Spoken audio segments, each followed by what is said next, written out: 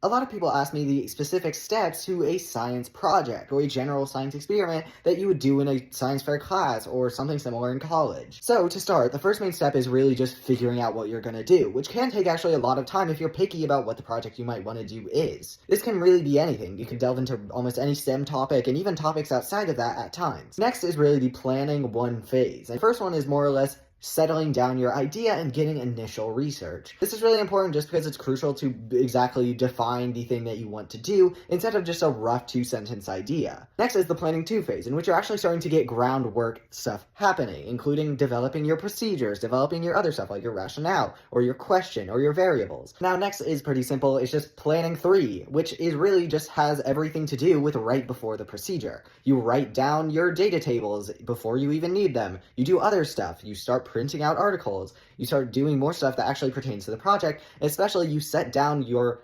safety and also your methods. Now the fifth step is about just the simple experimentation, which can be one of the longest or one of the shortest steps in terms of an actual project. I mean, it's pretty self-explanatory, you just apply what you've planned for. The next stage is data collection. This is actually outside of experiment because experiment sets everything up for you to do for data collection. So if you need to grow bacteria and test colony amounts, the experiment would be to grow the bacteria in the first place, and the data collection would be actually checking the amount in each of the colonies. Next is analyzation of the data, which is pretty simple. It's just statistical analysis tests and placing it in a Excel or Google Sheets file to analyze with graphs. Finally, the very last step is presenting, which is one of the most important because it's how you actually get your work out there. This can be via a science fair or a competition at your college or whatever, or it could be in the form of publication or something similar. And yeah, generally, while they are broad, they are the complete steps that you need to do to actually do a really good research project.